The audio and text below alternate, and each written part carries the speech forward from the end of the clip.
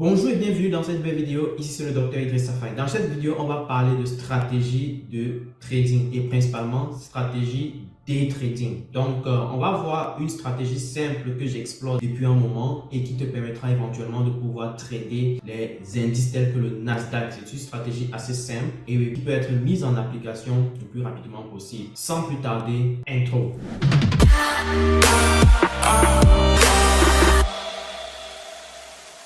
Comme je disais tantôt dans cette vidéo, on va parler de stratégie de trading et justement, je vais essayer de mettre en place les conditions de la stratégie. C'est une stratégie qui ne va pas te demander de maîtriser nécessairement la tendance, mais tu peux toujours jouer sur des éléments comme ça pour pouvoir renforcer tes idées, pour renforcer tes opportunités. Mais encore une fois, pas besoin de connaître la tendance, tu dois jouer véritablement sur la structure du marché.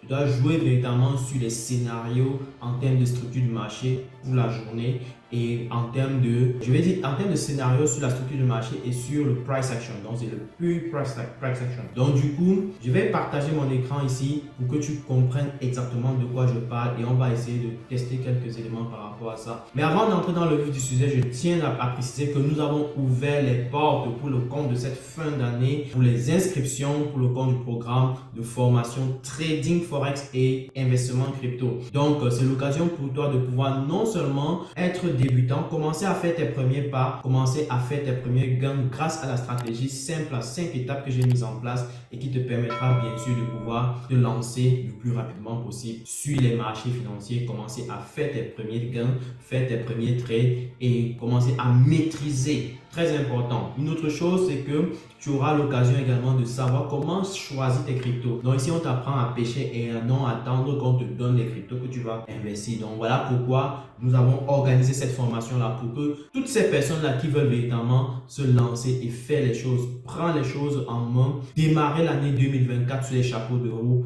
et prendre leur projet en main de manière sérieuse, de manière rigoureuse, de manière véritablement disciplinée, de pouvoir bien sûr rejoindre ce programme-ci et de pouvoir bien sûr faire les choses nécessaires pour pouvoir atteindre les résultats concrets. Donc, c'est un programme qui va durer 2 mois, dans environ 8 semaines. Et tout au long de ce programme, on va être ensemble. Je vais partager à chaque semaine des leçons où vous allez véritablement comprendre comment ça se passe. Je vais partager mon écran, vous allez comprendre étape par étape comment vous devez faire. Et bien sûr, vous aurez tous les outils nécessaires. Nous serons tous dans un groupe WhatsApp privé, donc où vous pourrez poser toutes vos questions. Je pourrai apporter des éléments de réponse. Donc, prenez le soin de nous contacter au travers du numéro qui se retrouve dans le premier commentaire de cette vidéo. Et ce sera un plaisir pour moi de vous accompagner de fond en comble. Donc du coup, bien sûr que si vous avez des questions, n'hésitez pas à les poser en commentaire et contactez-nous pour avoir tous les détails, modalités de paiement et autres. Donc actuellement, nous avons une promotion exceptionnelle qui se termine d'ici le 25 novembre. Donc si tu veux profiter de cette promotion, dépêche-toi le plus rapidement possible pour nous contacter et tu seras parmi les heureuses personnes qui vont profiter de cette promotion, je peux dire, réellement exceptionnelle. Donc voilà, le numéro se trouve en description de la vidéo, en premier commentaire de la vidéo également et tu peux nous contacter. Voilà, passons au vif du sujet. Je vais donc partager mon écran. Nous voici donc sur la plateforme de trading, n'est-ce pas, où on a le Nasdaq en unité de temps 15 minutes. Et la stratégie que je voudrais vous partager ici est une stratégie, comme je l'ai dit, assez simple qui va vous montrer un peu comment est-ce que vous devez vous déployer sur le marché, sur la base d'une stratégie qui va être du pure price action et qui va chercher à aller voir comment est-ce que le prix va se comporter pour la journée en se fixant tout simplement des scénarios basiques. Ok, l'idée de base est que en général, le Nasdaq va être très répondant sur les prix les plus hauts et les prix les plus bas des journées précédentes. Donc, du coup, ce qui va nous intéresser en première étape, c'est de pouvoir tracer des supports résistances, n'est-ce pas, de la journée précédente. Supposons que la journée précédente, la journée qu'on a pu expérimenter qui précède était celle-ci. Donc, on a le plus haut qui se trouve ici. On a le plus bas, pardon. On a le plus bas de la journée qui se trouve là, n'est-ce pas? On a le plus haut de la journée qui se trouve là. Donc, je dois tracer des supports résistances qui représentent en fait cette journée-là, qui représente la journée actuelle, validée. Donc, quand j'ai tracé ça, je peux maintenant attendre la journée qui suit. D'accord? Donc, les supports résistances sont représentés par les lignes jaunes là, que vous pouvez voir. Donc, du coup, en supposant que j'ai tracé mes supports résistance, ce que je fais, c'est quoi? Je fixe des scénarios en disant que, bon, ok, si jamais le prix casse ce niveau-ci et me donne un pullback ici, alors j'anticipe qu'on peut aller à la hausse. Ou alors, si on ne casse pas, n'est-ce pas? Si on ne casse pas, on revient vers l'intérieur, on descend, on donne un pullback et on tente de commencer à descendre, on fait pression baissière, alors je vais plutôt attaquer à la vente. D'accord? Voilà comment je fixe mes scénarios. Si par exemple, vous voyez par exemple le prix est terminé ici, donc on a deux alternatives. Soit le prix brise violemment ce niveau-ci, fait un pullback et va à la hausse. Ou alors brise en descendant, fait un pullback et descend. Ou alors fait du surplace quasiment. Et pour cela, je dois maintenant surveiller pour voir qu'est-ce qui se passe concrètement sur le marché. Ok? Lequel de ces scénarios va se produire? Quand je vais observer le marché, je vais voir si par exemple le prix commence à aller vers le haut plus tôt, n'est-ce pas? Si le prix du marché commence à aller un peu plus haut, comme ça là, donc si on commence à aller plus haut comme ça violemment, vers les heures de marché, là je vais commencer à surveiller de près si on va retourner pour faire un pullback. Et si on fait le pullback, je dois surveiller si on a des signaux de pression et attaquer maintenant le marché et aller à l'achat. Sinon, si le prix plutôt, quand je viens sur le marché, quand il est l'heure de trader, je viens sur le marché, je vois que le prix est plutôt descendu comme ça, alors je dois attendre qu'on ait un pullback. Donc, si on a le pullback, c'est là où j'attends les signaux de pression baissière et puis j'attaque baissier. Sinon, si le prix ne fait que tourner en rond, ça n'a pas encore bougé, je dois attendre absolument que l'un des deux scénarios-ci, un ou deux, se réalise. Donc, parce que les meilleurs scénarios sur lesquels je vais trader, c'est celui-là, c'est ceux-là. Donc, soit le prix brise, fait du break and retest, ok, on casse, on reteste et on va à la hausse, ou on casse à la baisse, on reteste, on va à la baisse. Donc, c'est ça que je veux trader et rien d'autre. Donc, du coup, si le prix continue à faire du surplace ici, je ne bouge pas, je ne fais rien, je ne teste rien, je ne prends pas de trade. Donc, c'est de ça qu'il s'agit. Donc, la stratégie, elle est plus ou moins simple en réalité et on doit tout simplement exécuter de la sorte. Mais encore une fois, c'est très important de ne pas exécuter bêtement tout de A à Z. Regardez ce qui se passe. Quand j'ai évolué, quand le prix évolue là, on n'a pas encore marqué une vraie cassure. On est juste en train de tourner en rond. Ok? Là, quand on commence, là, à ce moment, on commence à avoir quelque chose d'assez intéressant. On voit des signaux de pression baissier, n'est-ce pas? Et là, ça peut être intéressant de suivre de près. Est-ce qu'on va aller vers le bas? Tel que je vois les signaux de pression baissier, on peut aller vers le bas. Est-ce qu'on va finalement aller vers le bas? Ce qu'on va voir. Donc, mais tout ce que je veux avant de prendre une position à la vente, c'est de voir un break et retest. Ok? Sinon, je ne prends pas. Là, on ne casse pas, on ne va pas vers le bas finalement. Voilà, là, on a commencé à aller vers le bas, si vous voyez bien. Là, on a commencé à aller vers le bas. Et du coup, quand je vois déjà le prix descendre comme ça, je veux voir maintenant une remontée plus pullback. Donc, voilà. Donc, si le prix fait maintenant une remontée comme ça, je dois m'attendre à ce qu'il y ait encore une pression ici pour descendre finalement. Donc, c'est ce que moi, je cherche maintenant à observer. Donc, je ne saute pas sur le coup pour entrer dans le trade. J'attends d'abord que le prix me donne véritablement l'occasion d'entrer. Ici, on est revenu. Donc, on a cassé, comme je l'ai dit. On a cassé, comme je l'ai dit. On est revenu. Maintenant, il faut les pressions baissières qui me montrent qu'on va finalement descendre. Donc, je veux voir si on a finalement des pressions baissières quelque part là-bas au niveau de mon support résistance, au niveau des 15 130. Donc, je vais essayer de voir ce que ça va donner. Voyons voir. Vous voyez comment ça stabilise. Ça stabilise. Et on casse plutôt vers le haut. Quand on casse vers le haut comme ça voudrait dire que je ne peux pas prendre ce trade, c'est dangereux, je ne peux pas m'hasarder à faire quoi que ce soit. Éventuellement, je peux maintenant avoir plutôt l'autre alternative qui était que est-ce que le prix va casser, faire un pullback pour aller vers le haut, n'est-ce pas? C'est ce que je peux maintenant chercher à envisager parce que là, c'est une claire brisure et on est dans les heures de marché en ce moment-là. Donc, je veux voir si on fait un pullback pour aller vers le haut. Et en ce moment-là, on est déjà en fin de marché. Éventuellement, ça ne vaut même pas la peine de prendre de trade. Ok? Donc, je peux éviter d'entrer dans ce genre de marché-là. Et donc, du coup, on va rester encore sur la même démarche pour la journée qui va suivre. On va essayer d'avancer. Essayons de voir. Donc, quand la journée commence, quand la nouvelle journée commence comme ça, ce que je fais donc, c'est de me fixer encore le même type de scénario en disant que bon, ok, si le prix brise vers le haut comme ça et me donne un pullback, alors je dois surveiller les pressions haussières et aller et chercher à prendre l'achat. Si plutôt ça brise encore vers le bas et ça fait un pullback, je dois me préparer pour faire une vente. Donc, on va voir lequel de ces scénarios va finalement se réaliser. Allons-y et évoluons. Donc, le prix évolue, tac, tac, tac, tac, tac, tac, tac, tac, tac, tac, tac, tac, tac, n'est-ce pas? Je vais peut-être agrandir, que les gens voient bien.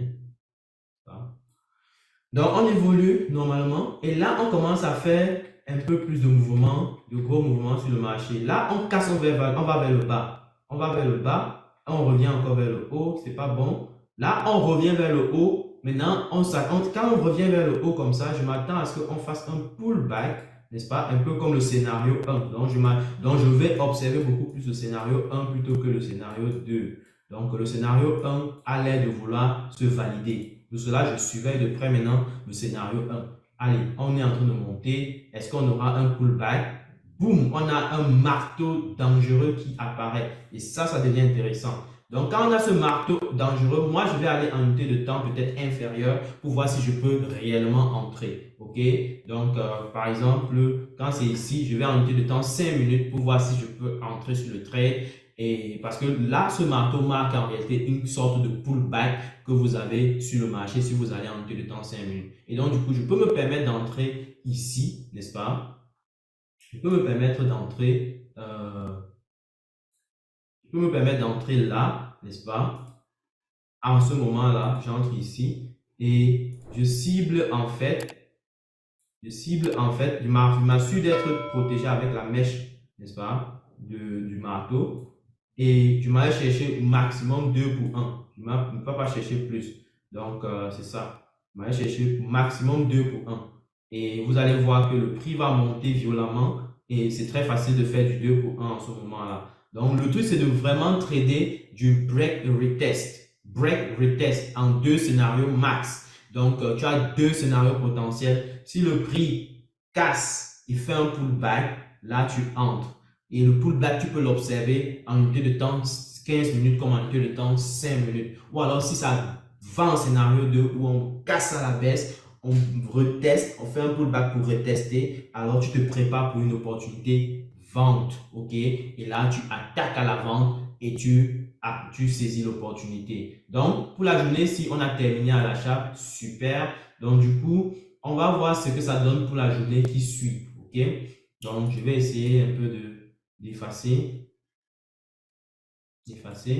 Et hop là, donc du coup, on va voir qu'est-ce que ça donne pour la suite. Donc, quand ma journée commence comme ça, je dois absolument refaire mes scénarios. Je dois refaire mes scénarios. Je dis, bon, ok, là, on a terminé la journée ici. Maintenant, l'un de mes scénarios, mon scénario 1 est que on casse ici, on fait un retest pour remonter. Et le scénario 2, c'est qu'on descend comme ça violemment, on fait un retest pour redescendre, pour continuer la descente. Et on va donc voir lequel des 2 scénarios va finalement se manifester. Donc, on va essayer d'évoluer pour voir.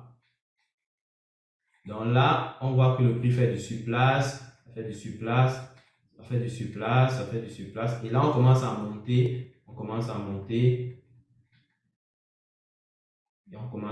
Là, on est venu, on a fait pression baissière et on fait une bougie, on fait un evening star. Donc, du coup, je peux me permettre de tenter quelque chose ici. Sinon, attendre aussi un retest, toujours. Donc, là, clairement parlant, je peux entrer sur l'opportunité ici, à la vente, d'accord? Je peux entrer sur l'opportunité ici à la vente. Je me protège avec les mèches, n'est-ce pas? Je me protège avec les mèches. Et je cherche du 2 pour 1 maximum, ok? Je cherche du 2 pour 1 et j'avance. Donc, on va voir ce que ça donne. Et là, là, la journée n'a pas terminé en profit. La journée a terminé en break-even quasiment. Donc, là, si tu avais placé 2 TP, là, tu pouvais récupérer quelque chose en termes de profit. Mais si tu as placé un seul TP, tu serais sorti break-even sur la journée. Ce qui est pas mal. Le plus important en trading, c'est vraiment comprendre que du moment où tu es exposé, tu es supposé perdre l'argent que tu as exposé. OK? Donc, il faut considérer cette éventualité-là. Maintenant, si tu ne perds pas, ça veut dire que tu as gagné. OK? Si tu ne perds pas, c'est que tu as gagné. D'accord? Donc, c'est comme ça qu'il faut voir les choses. Et donc, du coup, on évolue à la journée qui suit. On fait exactement le même scénario. On se dit, bon, OK, voici le plus haut de notre journée. Voici le plus bas de notre journée. Donc, on doit maintenant considérer ces deux éléments-là. Si, par exemple, le prix casse, il va vers le haut, comme on a l'habitude de voir. Si le prix casse cette zone-ci, on termine la journée ici. Si le prix casse ce niveau-ci et fait un pullback, alors je dois considérer les achats. Si le prix descend plutôt et fait un pullback, je dois considérer les ventes. Donc, du coup, c'est comme ça que je vais évoluer. On va voir. On va voir ce que ça va donner. Voilà, au début, au marché asiatique, il n'y a pas beaucoup de volume. Donc, on ne se casse pas la tête à chercher à trader ce moment-là. Voilà, on commence à avoir les volumes. Donc, et hop, on a fait une cassure. Est-ce qu'on va faire un pullback? Là, on fait un pullback et là, on perce encore. Et là, je peux entrer ici. Je peux entrer exactement ici. D'accord? Je peux entrer là, après la bougie verte là. Et je peux entrer après la bougie verte. Et je me protège plus ou moins bien avec... voilà. Je me protège et je m'en vais chercher du 2 pour 1 maxi. Donc, ouais, vous pouvez vous protéger et ayez aussi des analyses assez claires sur comment mettre vos stop loss. C'est ce qui est important parce que pendant les heures de marché, ça risque de bouger fort. Vous voyez, finalement, on n'a pas eu gain de cause pour cette opportunité-ci. C'est sorti négatif. Et maintenant, il faut tout simplement garder en tête que il est préférable de trader ce genre de stratégie-ci pendant les heures de marché qui sont considérées pour l'indice que vous tradez. Si par exemple, c'est le DAX que vous tradez, de préférence, tradez le DAX aux heures européennes. Si c'est le Nasdaq que vous préférez trader, tradez le Nasdaq aux heures américaines. Simple. Donc, aux heures de marché américain. Donc, voilà comment vous devez en principe considérer la stratégie en question. Donc, je vais vous demander de tester cette stratégie-là de fond en comble pour pouvoir voir comment est-ce que vous parvenez à la maîtriser. Et le plus important ici, n'allez pas chercher des risques reward énormes ici. Allez chercher des risques reward de 2 pour 1 en moyenne. C'est assez raisonnable pour ce type de stratégie ici. C'est assez raisonnable. Donc, voilà, je vais vous laisser sur ce point. Je vais vous demander, dites-moi en commentaire ce que vous en pensez. Par ailleurs, si vous êtes intéressé par le programme de formation trading forex et investissement crypto que nous avons lancé, c'est l'occasion ou jamais de profiter des promotions que nous avons mis en place ici et qui se terminent ici maximum quelques jours. Donc, dépêchez-vous de nous contacter au travers du numéro qui se retrouve en premier commentaire de cette vidéo et tu pourras donc avoir toutes les modalités nécessaires pour pouvoir souscrire et pouvoir commencer ta formation et commencer à saisir les opportunités concrètes sur les marchés. Donc, je dis encore une chose, le plus important, c'est de viser le long terme. Vous devez apprendre à viser le long terme et non pas chercher à grappiller à gauche, à droite pour chercher à gagner quoi que ce soit. Vous devez comprendre dès aujourd'hui que lorsque vous prenez une formation, c'est tout simplement parce que ça peut vous être utile, non seulement pour vous, mais aussi pour vos enfants, dans la mesure où c'est un patrimoine, c'est un héritage, ok? Donc, du coup, prenez ça au sérieux et mettez-en de l'énergie, travaillez de la manière la plus sérieuse possible dans la mesure où vous êtes dans l'intention de transmettre cela aux enfants. Donc voilà, je vais m'arrêter sur ce point et je vais tout simplement vous dire, partagez au maximum la vidéo si vous avez aimé. Si vous avez besoin que je partage encore d'autres stratégies de trading, dites-moi ça en commentaire, je pourrais éventuellement apporter beaucoup plus. Et bien sûr, donc on se retrouve sur une prochaine vidéo. À très bientôt. Ciao.